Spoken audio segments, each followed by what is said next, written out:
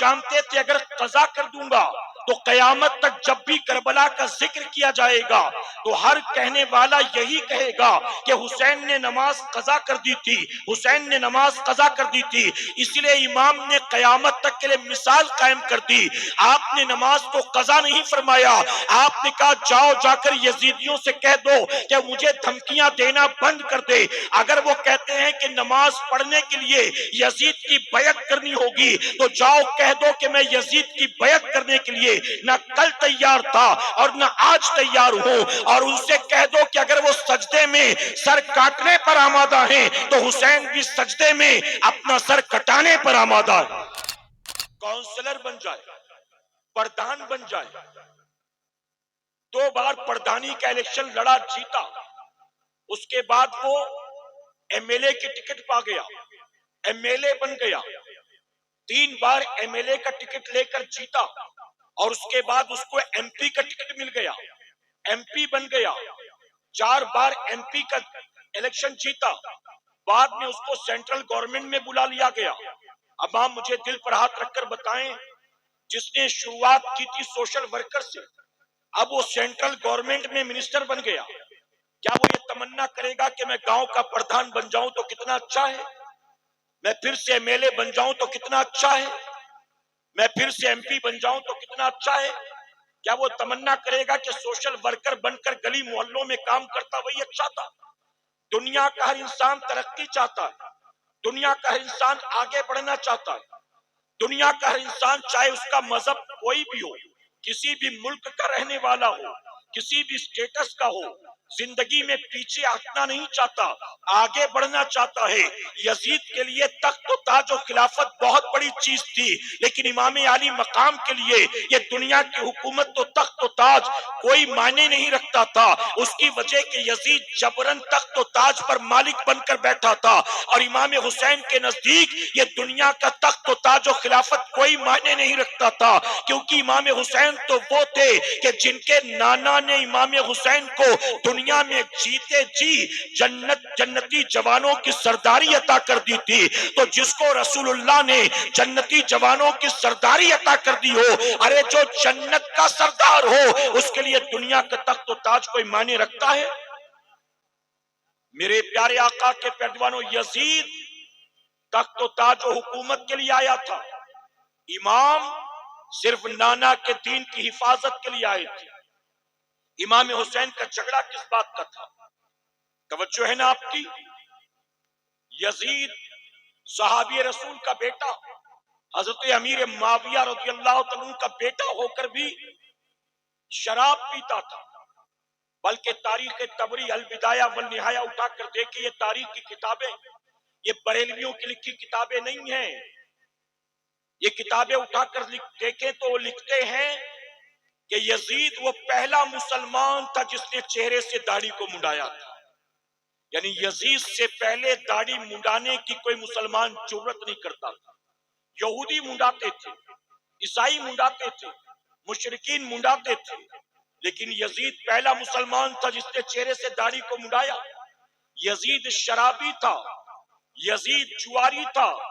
یزید زانی تھا، یزید کے محل میں رات بھر ڈول گھنگرو بجا کرتے تھے، ناچ گانا ہوتا تھا، رات بھر اس کے محل میں ناچ گانے، شراب و شباب و کباب کی محفل سجا کرتی تھی۔ یہ ساری برائیاں اس کے اندر ہونے کے باوجود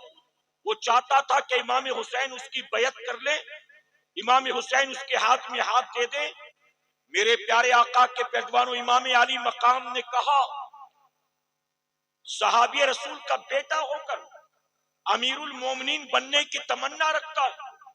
اور سر چہرے سے داڑھی منڈاتا ہے، نماز نہیں پڑھتا، شراب کا عادی ہے، جوئے کا شوقین ہے، زنا روزانہ کرتا ہے۔ اسی لیے امام اس کے مقابلے میں آ گئے۔ یزید نے کہا حسین ہاتھ دو گے تو خیر ہے،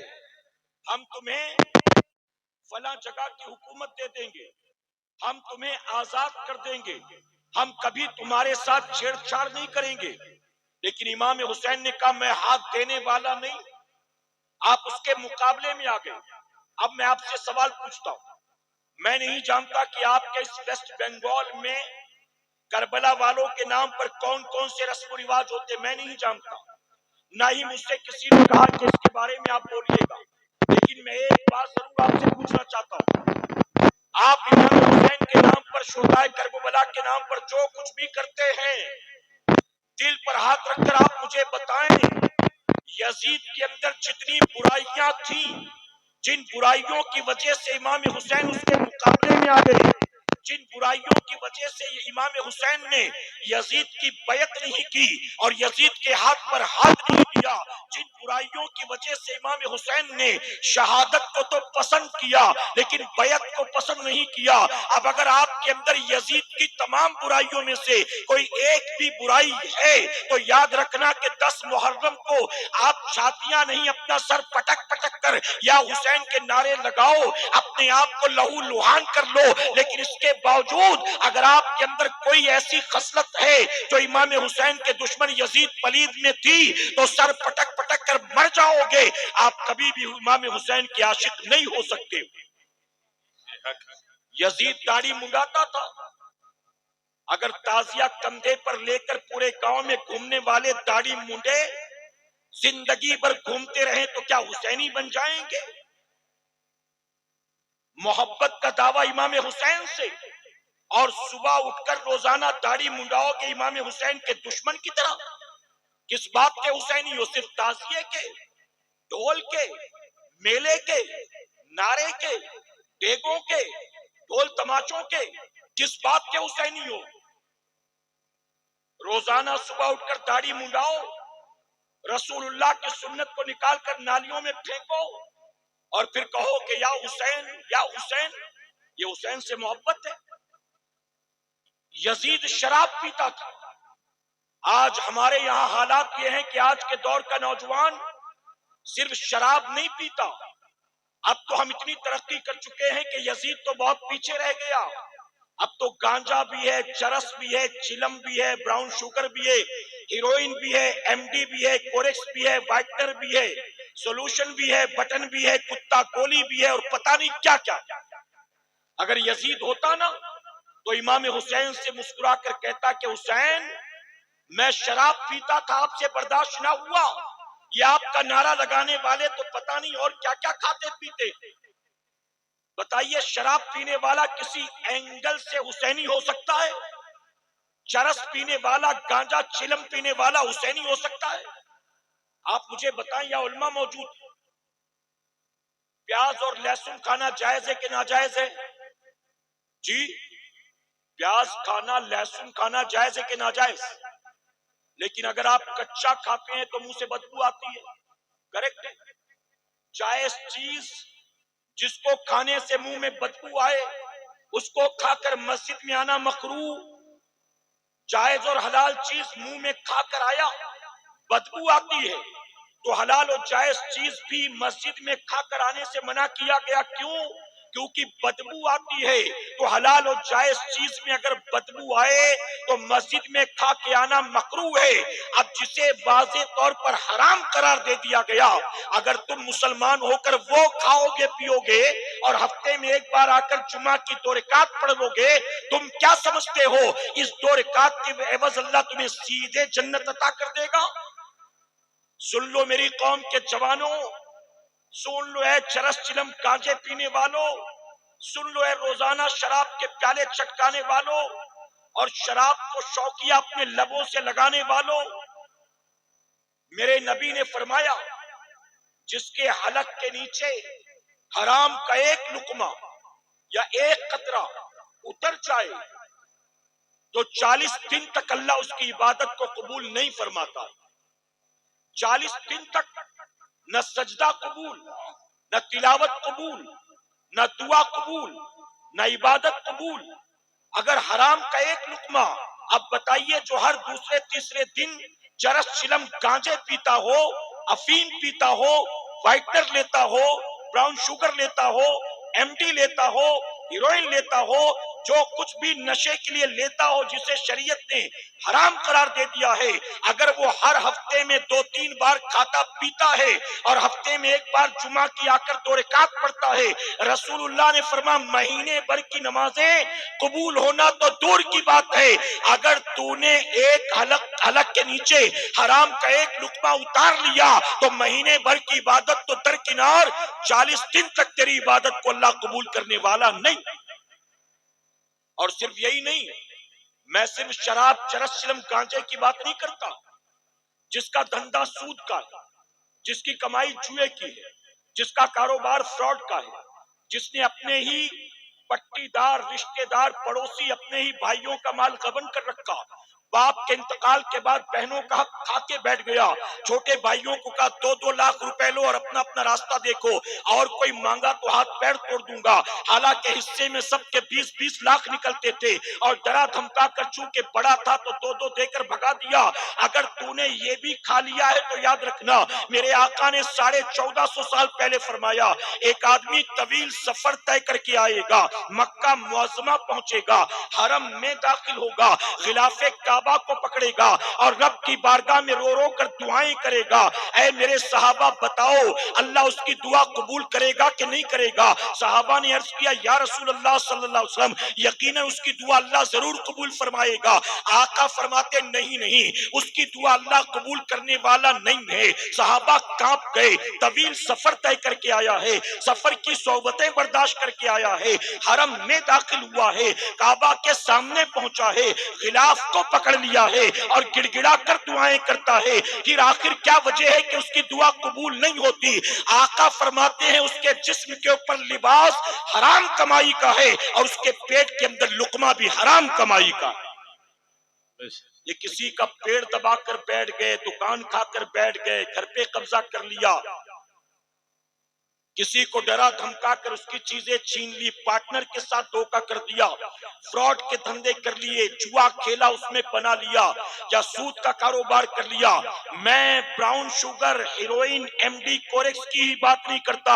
اگر کسی نے حرام راستے سے اگر کمایا ہے اور کما کر لکھپتی نہیں کروڑ پتی بن گیا، اور کروڑ پتی بن کر دنیا میں اس نے بہت عزت و دولت اکٹھا کر لی، لیکن پھر بھی اللہ کی بارگاہ میں اس کی کوئی عبادت مقبول نہیں ہے، اللہ اس کی دعا قبول کرنے والا نہیں ہے۔ میرے پیارے آقا کے پیروانوں، امام حسین کا یزید پلید کے ساتھ جھگڑا کس بات کا تھا؟ یزید داڑھی منڈاتا تھا، ہم کہے کہ حسینی ہیں، اپنے آپ کو کہیں کہ ہم تو حسینی ہیں، ابھی سید صاحب آئیں گے تو تب پتا چلے گا اہل بیت کی محبت کیا ہوتی ہے۔ لوگ دھکا مکی کرتے ہیں، لوگ ٹوٹ پڑتے ہیں، ہم تو سادات کے چاہنے والے ہیں، ہم تو سیدوں سے محبت کرنے والے ہیں۔ میں کہتا ہوں سوائے زبانی جمع خرچ کے، سوائے ریاکاری اور دکھاوے کے یہ کچھ بھی نہیں ہے۔ حقیقت تو یہ ہے اگر تم واقعی غوث اعظم سے پیار کرتے ہو، اگر تم واقعی امام زین العابدین سے پیار کرتے ہو، اگر تم واقعی ننھے علی اصغر سے پیار کرتے ہو،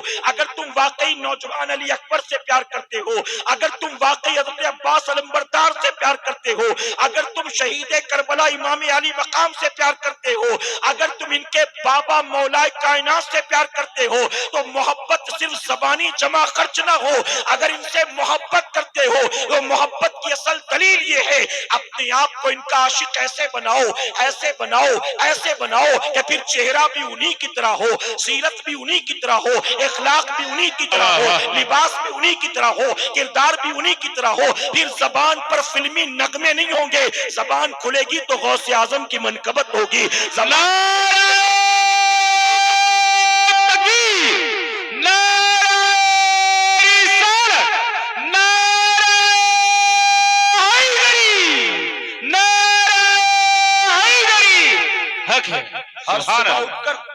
ہر صبح اٹھ کر داڑھی منڈاؤ اور امام حسین کی محبت میں کوئی کمی نہ آئے۔ یزید کے محل میں روزانہ رات ناچ گانے کی محفل سجتی تھی،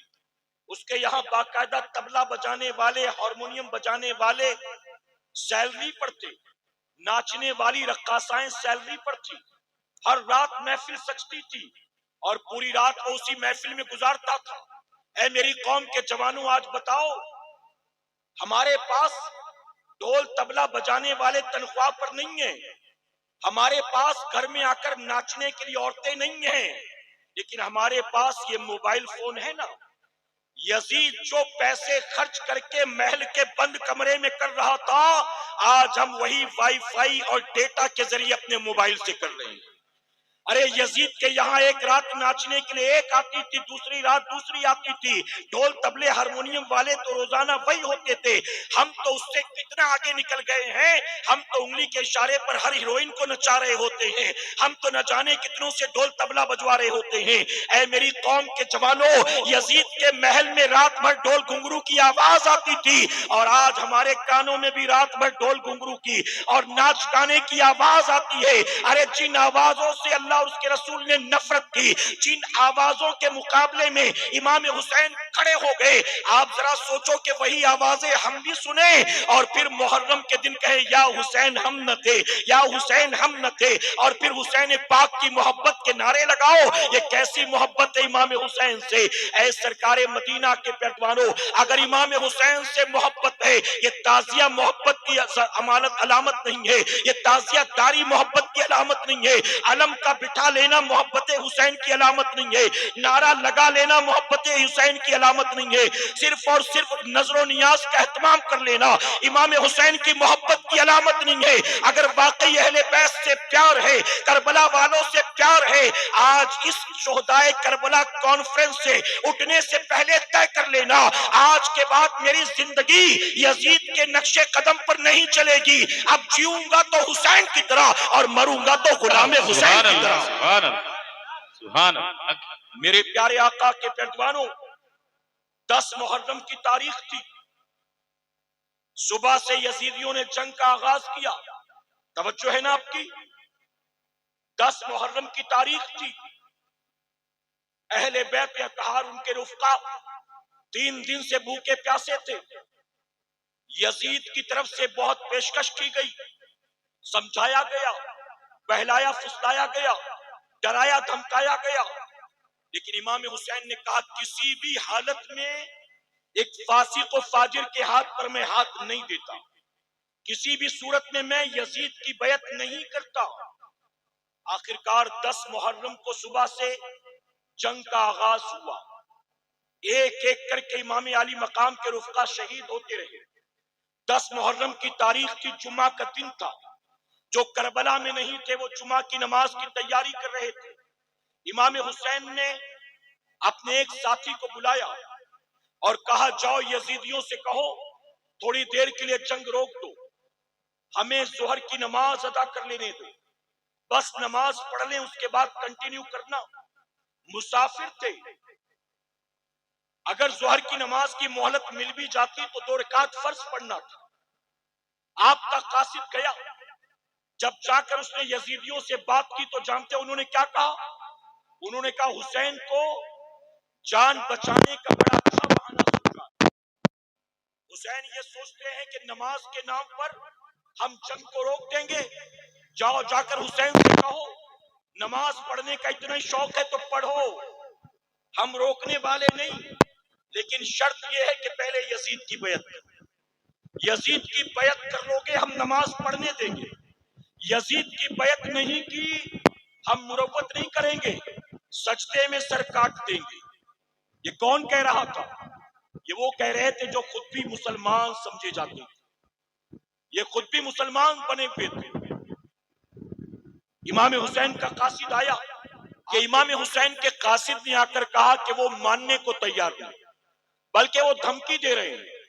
وہ کہہ رہے ہیں کہ اگر نماز پڑھنا ہے تو پہلے یزید کی بیعت کرو اور پھر نماز پڑھو، اگر بنا بیعت کے تم نے نماز شروع کر دی تو ہم مروت نہیں کریں گے، ہم سجدے میں سر کاٹ دیں گے۔ تو جانتے ہو امام حسین نے یہ نہیں کہا عذر ہے، اللہ دیکھ رہا ہے، جان پر بن آئی ہے، اللہ معاف کرنے والا ہے، چلو جان بچا لیں، نماز بعد میں قضا کر لیں گے۔ امام جانتے تھے اگر قضا کر دوں گا تو قیامت تک جب بھی کربلا کا ذکر کیا جائے گا تو ہر کہنے والا یہی کہے گا کہ حسین نے نماز قضا کر دی تھی، حسین نے نماز قضا کر دی تھی۔ اس لیے امام نے قیامت تک کے لیے مثال قائم کر دی۔ آپ نے نماز کو قضا نہیں فرمایا، آپ نے کہا جاؤ جا کر یزیدیوں سے کہہ دو کہ مجھے دھمکیاں دینا بند کر دے۔ اگر وہ کہتے ہیں کہ نماز پڑھنے کے لیے یزید کی بیعت کرنی ہوگی تو جاؤ کہہ دو کہ میں یزید کی بیعت کرنے کے لیے نہ کل تیار تھا اور نہ آج تیار ہوں، اور ان سے کہہ دو کہ اگر وہ سجدے میں سر کاٹنے پر آمادہ ہیں تو حسین بھی سجدے میں اپنا سر کٹانے پر آمادہ ہے۔ سبحان اللہ سبحان امام اللہ۔ نے کہا سر کٹتا ہو تو کٹے لیکن نماز قضا نہیں ہوگی۔ ہم حسینی ہیں، برا مت مانیے گا۔ جب 10 محرم کو یہ ڈھونگ دھتورے کرتے ہو نا تو اس دن فجر پڑھی ہوتی ہے آپ نے، ظہر پڑھی ہوتی ہے آپ نے، عصر مغرب عشاء پڑھتے ہو آپ، میلہ تو لگاتے ہو حسین کے نام پر، ڈھول بھی، تماشا بھی، کھلونے بھی، مرد عورت کی خلط ملط، بے حیائی، بے پردگی بھی، یہ سب کچھ کرتے ہو جس کا کربلا سے کوئی تعلق نہیں ہے۔ اور امام حسین کربلا میں سجدے کی حالت میں اپنے سر کو کٹا رہے ہیں۔ ہر تاریخ نگار یہی لکھتا ہے، ہر سیرت لکھنے والا یہی لکھتا ہے، ہر خطیب اپنی تقریر میں یہی کہتا ہے۔ اس روایت میں کہیں کوئی اختلاف نہیں ہے۔ میرے امام 3 دن کے بھوکے پیاسے تھے، حالت سجدہ میں آپ نے سر کو کٹایا ہے، اپنے خیمے میں نہیں، اپنے گھوڑے کی پشت پر نہیں، اپنے گھر کے دسترخوان پر نہیں، بلکہ سجدے کی حالت میں، اور امام نے سجدے میں سر کٹا کے بتا دیا اے قیامت تک آنے والے میرے نانا کے امتیوں، اپنی آنکھوں سے دیکھ لو، حسین کو بیٹا بھی پیارا ہے، بھائی بھی پیارا ہے، شہر بانو بھی پیاری ہے، حسین کو بیٹی سکینہ بھی پیاری ہے، حسین کو اپنا گھر بار بھی پیارا ہے، حسین کو اپنی زندگی اور مدینہ بھی پیارا ہے، لیکن اے میرے نانا کے امتیوں دیکھ لو، حسین کو اگرچہ سب چیزوں سے پیار ہے لیکن سجدے میں سر کٹا کر امام نے بتایا حسین کو سب سے زیادہ نانا کی آنکھوں کی ٹھنڈک نماز سے پیار ہے۔ سبحان اللہ سبحان اللہ سبحان اللہ۔ امام حسین 22,000 تلواروں کے سائے میں جان کو داؤں پر لگا کر نماز ادا کریں۔ حسین 22,000 تلواروں میں نماز پڑھیں اور ہم 4 یاروں میں ہوتے ہیں تو نماز بھول جاتے، کاروبار میں ہوتے ہیں تو نماز بھول جاتے، شادی بیاہ میں ہوتے ہیں تو نماز بھول جاتے۔ میرے پیارے آقا کے پیروانوں، اگر واقعی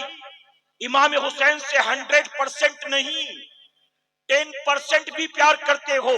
آج شہید کربلا کانفرنس سے یہ تحفہ لے کے ہوئے جانا، اے امام سجدے میں آپ نے سر کو کٹایا تھا، آپ کی شہادت والا مہینہ قریب ہے، اور اس ماہ محرم کے آنے سے پہلے ہم تمام وعدہ کرتے ہیں ہم محض زبانی جمع خرچ والے سنی نہیں بنیں گے، ہم صرف یزید کے نقش قدم پر چلنے والے حسینی نہیں بنیں گے۔ اے امام ہمیں آپ سے محبت ہے، آپ کے نانا سے محبت ہے، اب دنیا ادھر کی ادھر ہو جائے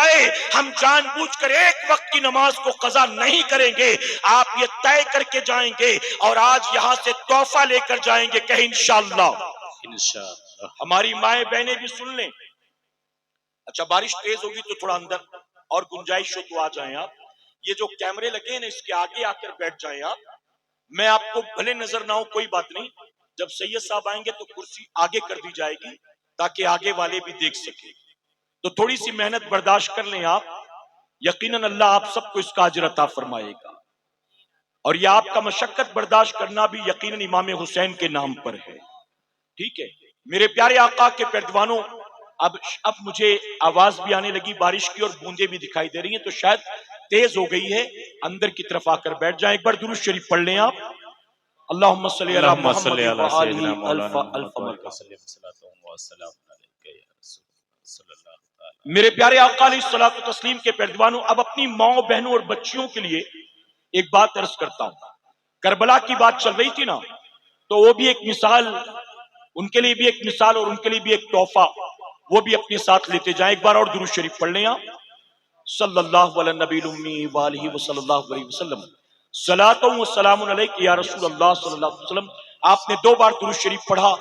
تاک عدد اللہ کو بہت پسند ہے، یعنی آڈ نمبرز، تو 3 ہو جائے تاک عدد ہو جائے، اس لیے ایک بار اور درود شریف پڑھ لیں، اللہم صلی اللہم صلی علی محمد و آلہ الف الف مرہ۔ میرے پیارے آقا علیہ الصلوۃ والتسلیم کے پیروانوں، کربلا میں اہل بیت کے جو آخری چشم و چراغ بچے تھے، ان کا نام آپ جانتے ہیں، کیا نام تھا ان کا؟ جی دیکھیں آپ یہاں وہاں دیکھ رہے ہیں، آپ کی توجہ یہاں نہیں ہے۔ کربلا میں جو اہل بیت کے آخری چشم و چراغ بچے تھے، یہ جو ابھی ہمارے سید صاحب آنے والے ہیں نا، یہ انہی کی اولاد میں سے ہیں۔ آخری چشم و چراغ جو بچ گئے تھے، امام زین العابدین۔ امام زین العابدین فرماتے، جنہیں کہا جاتا ہے عابد بیمار، امام زین العابدین فرماتے ہیں کہ جب ہم مدینے سے چلے مکہ معظمہ کے لیے تو میری پھوپھی زینب ہمارے ساتھ تھی۔ ہم جب مکے پہنچے پھوپھی زینب ساتھ تھی، پھر مکے سے ہم کوفہ کے لیے چلے تو پھوپھی زینب ساتھ تھی، پھر جب ہم کوفہ جانا چاہتے تھے کوفہ نہیں جانے دیا گیا، حور کے لشکر نے گھیرا اور ہمیں کربلا لے کر آ گئے۔ ہم کربلا پہنچے تو پھوپھی زینب ساتھ تھی۔ امام زین العابدین کہتے ہیں مدینہ شریف سے لے کر کربلا تک پورے سفر میں میری پھوپھی زینب ساتھ تھی،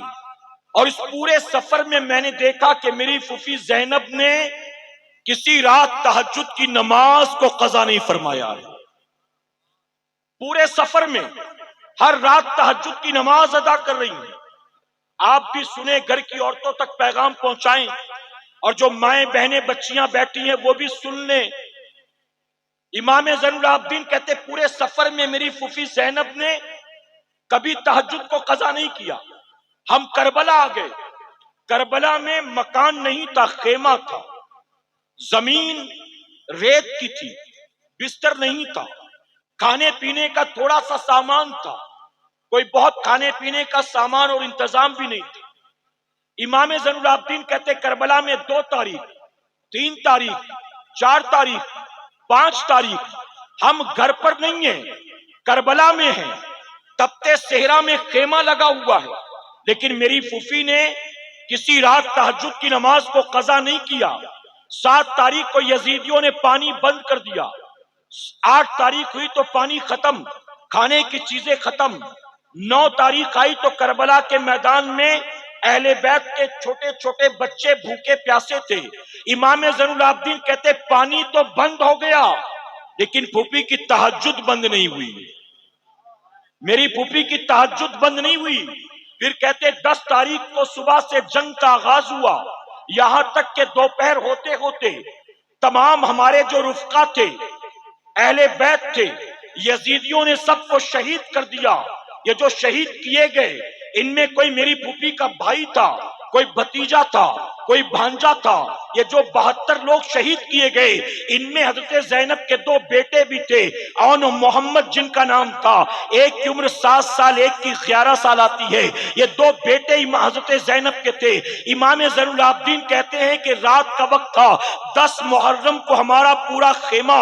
لوٹ لیا گیا، اہل بیت کو شہید کر دیا گیا۔ 10 محرم کا دن گزرا، جب سورج ڈوبا مغرب کے بعد 11 کی رات آتی ہے۔ امام زین العابدین کہتے 11 تاریخ تھی، اور یہ 11 تاریخ اہل بیت کے لیے کربلا میں کوئی قیامت سے کم تاریخ نہیں تھی۔ ہم بڑا پورا کنبہ لے کر نکلے تھے، سب کچھ لٹ چکا تھا، ہمارے خیمے کے چاروں طرف ہمارے اپنوں کی لاشیں بکھری پڑی تھی۔ امام زین العابدین کہتے ہیں رات کے وقت جب میں نے یہ دیکھا تو میں دیکھ کر حیران رہ گیا۔ رات کی تاریکی میں میری پھوپھی زینب نے خیمے کا پردہ ہٹایا ہے، خیمے سے باہر نکل کر آتی ہے، چاروں طرف جو لاشیں بکھری ہوئی تھی، میری پھوپھی نے ایک نظر چاروں طرف بکھری لاشوں کو دیکھا۔ امام زین العابدین کہتے کسی کا سر تن سے جدا تھا، کسی کے ہاتھ پیر بھی جدا کر دیے گئے تھے، کسی کا چہرہ پہچاننے میں نہیں آتا تھا، کسی کے جسم کو گھوڑے کی ٹاپوں سے روندا گیا تھا۔ ایسی 72 لاشیں پڑی ہوئی تھی چاروں طرف، ان میں کوئی میری پھوپھی کا بھائی تھا، کوئی بھتیجا تھا، کوئی بھانجا تھا، کوئی ان کے 2 بیٹے بھی موجود تھے۔ امام زین العابدین کہتے یہ دیکھ کر میری آنکھیں پٹی کی پٹی رہ گئی۔ میری پھوپھی نے ایک بار تمام لاشوں کو دیکھا، اور دیکھنے کے بعد کربلا کے تپتے گزرتے ہوئے صحرا سے میری پھوپھی نے جو ہے آپ نے تیمم کیا ہے، اور تیمم کر کے اس رات بھی میری پھوپھی نے کربلا کے میدان میں تہجد کی نماز کو ادا فرمایا۔ سبحان اللہ، بے شک۔ آپ سوچے جن کے گھر کی بیٹیاں بھائی کی، بھتیجے، بھانجے اور بیٹے کی لاش کی موجودگی میں تہجد قضا نہ کرے، کیا انہوں نے گھر میں رہ کر کبھی فرض نماز چھوڑی ہوگی؟ کبھی رسول اللہ کی سنت کو چھوڑا ہوگا؟ آج 10 محرم کو ہمارے گھر کی عورتیں میلہ دیکھنے کو تو تیار ہیں، لیکن امام حسین کے نانا کی آنکھوں کو ٹھنڈک پہنچانے کے لیے اللہ کا سجدہ کرنے کو تیار نہیں۔ تعزیے پر منت مانیں گی، روٹیاں لٹائیں گی، بچوں کو گھمائیں گی، پھیرے لگائیں گی اور پتہ نہیں کیا کیا کریں گی، وہ تمام چیزیں جس کا شریعت و دین سے کوئی تعلق نہیں، امام حسین اور کربلا والوں کے نام پر وہ سب کچھ کرنے کو یہ قوم تیار ہے، لیکن اللہ کا سجدہ کرنے کو تیار نہیں۔ یزید بے نمازی تھا، تم 10 محرم کو الٹے سر کھڑے ہو کر جو کرنا کر لو، اگر تم نماز نہیں پڑھتے تمہارا کوئی عمل اللہ کی بارگاہ میں مقبول نہیں۔ اگر تم یہ سمجھتے ہو کہ ڈول تاشے بجا کر حسینی ہو جاؤ گے تو تم سے بڑے تو حسینی وہ ہیں جو چھری چاقو مار کر خون بہاتے اور کہتے یا حسین ہم نہ تھے۔ تم تو صرف ہاتھ پیٹ رہے ہو، ڈول بجا رہے ہو، وہ تو خون بہا بہا کر کہتے کہ یا حسین ہم نہ تھے۔ جب وہ خون بہا بہا کر ظالم محبت حسین کا دعویٰ کرنے والا حسینی نہیں ہو سکتا تو صرف ڈھونگ دھتورے کر کے کیا ہم حسینی ہو جائیں گے؟ اگر حسینی ہو، امام حسین سے محبت ہے تو امام حسین کے نقش قدم پر چلو، اور داڑھی منڈانا حسین کا طریقہ نہیں۔ رات بھر بستر پر لیٹ کر فلمیں، ڈرامے، کھیل تماشے دیکھنا حسین کا طریقہ نہیں۔ ارے تاریخ کی کتابوں میں البدایہ والنہایہ میں آتا ہے رات کا اندھیرا چھاتا تھا تو یزید کے محل سے ڈھول گھنگرو کی آواز آتی تھی اور حسین کے کمرے سے قرآن کی تلاوت کی آواز آتی تھی۔ جب فجر کی اذان ہوتی یزید اپنے بستر پر شراب کے نشے میں دھت پڑا ہوتا تھا اور امام حسین گھر کا دروازہ کھول کر اللہ کے گھر کی طرف بڑھتے تھے، اور صرف جا کر مسجد میں نماز نہیں پڑھتے تھے بلکہ مدینے کی مسجد میں مدینے والوں کی امامت فرمایا کرتے تھے۔ سبحان اللہ، سبحان اللہ۔ کام کرو یزید والے اور دعویٰ کرو حسینی ہونے کا۔ میرے پیارے آقا کے پیروانوں، آپ مجھے بتائیں، اگر ماں باپ آپ سے کوئی بات کہیں اور ماں باپ کی بات آپ نہ مانیں تو ماں باپ کہیں گے اللہ ایسی اولاد ہر ایک کو دے؟ ماں باپ کہیں گے؟ ماں باپ اس اولاد کو پسند کریں گے جو اولاد دن رات ماں باپ کی نافرمانی کرے؟